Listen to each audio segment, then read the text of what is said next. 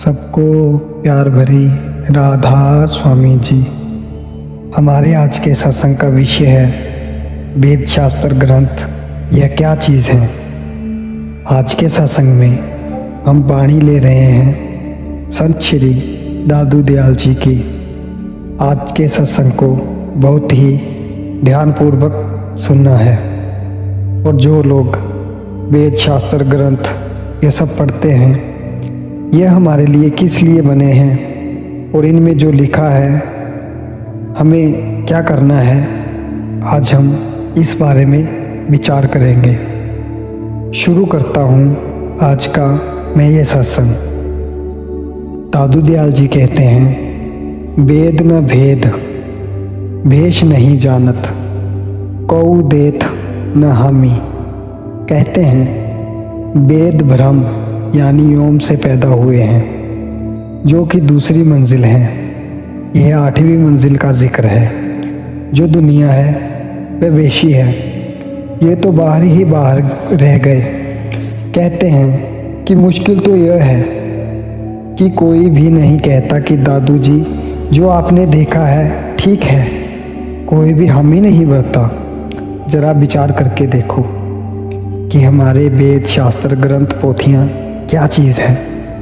ऋषि मुनि संत महात्मा कामिल फ़कीर जिन्होंने मेहनत की, अंदर पर्दा खोला, रूहानी मंजिलों पर गए, जो नज़ारे उन्होंने अपने अंदर देखे, उनकी व्याख्या हमारी रहनुमाई के लिए ग्रंथों में दर्ज किए गए।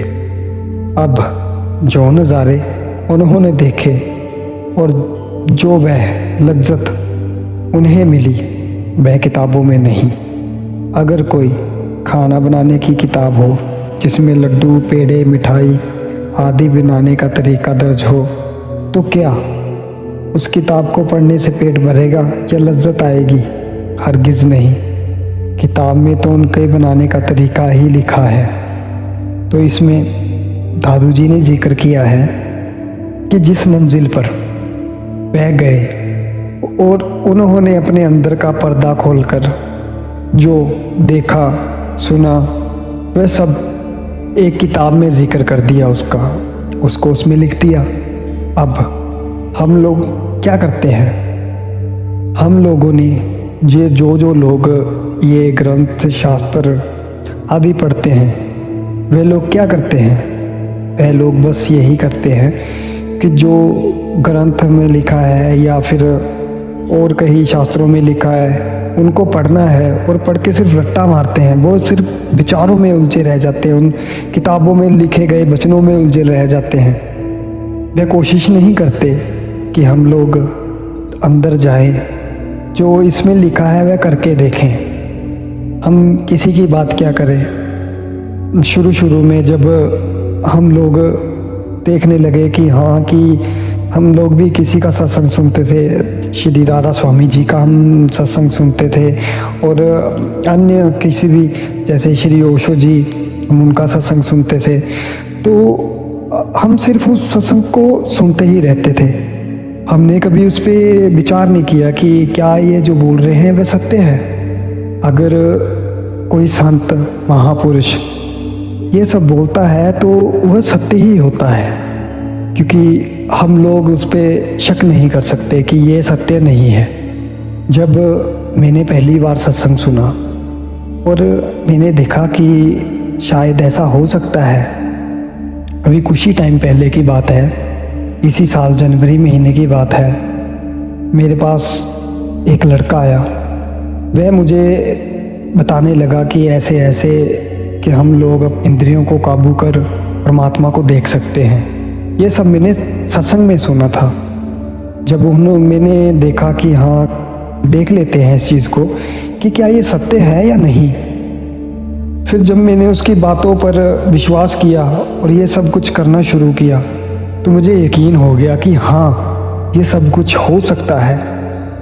जब हम ध्यान करते हैं या फिर बैठते हैं हम लोग ध्यान में, तो कुछ टाइम बाद अगर हमें हमारा जो ध्यान है वो लगना शुरू हो जाए, तो हम वहाँ तक पहुँच सकते हैं। अगर हमारे विचार जीरो होकर हम वहाँ तक पहुँच पाए तो ये सब कुछ हो सकता है। फिर इसी में एक कहा गया है कि जो ग्रंथ पोथियाँ ये सब लिखी गई हैं हमारे लिए इसलिए लिखी गई हैं क्योंकि हम पे विचार करके आगे बढ़ सकें, देख सकें कि जो इन्होंने लिखा है क्या ये सब कुछ सत्य है या नहीं। तो इसी तरह संत दादू दयाल जी ने भी ये कहा है, उन्होंने भी जिक्र किया है, उन्होंने भी हमें बताया है कि हम वहाँ तक पहुँचे हैं और उन्होंने जहाँ तक वे पहुँचे हैं उन सभी का जिक्र किया है किताबों में। अब हम उन किताबों को पढ़ेंगे और उन पे विचार करेंगे कि क्या ये सत्य है या नहीं। हम लोग सिर्फ जो लिखा है हम लोग उसी पे नहीं निर्भर रहेंगे। हम लोगों को क्या करना है, हम लोगों को जो लिखा है हमें उस पे यकीन करके वैसा ही करना है और एक न एक दिन हम लोग वहाँ तक जरूर पहुँचेंगे। दादू दयाल जी कहते हैं, दादू दरिग दीदार हे के सुरती करती सलामी। अब दादू जी कहते हैं कि मेरी अंदर की आंखें खुल गई हैं और मैं परमेश्वर को देखता हूँ। अब दादू जी जहाँ तक पहुँचना चाहते थे वहाँ तक वे पहुँच गए। मेरी रूह उसे सलाम करती है, इस सतगुरु को सलाम करती है।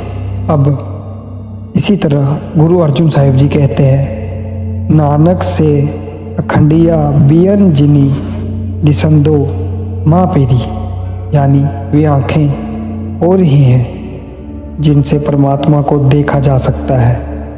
मैं पिया प्यार प्यार पिए अपने, मिली रहे एक ठिकानी।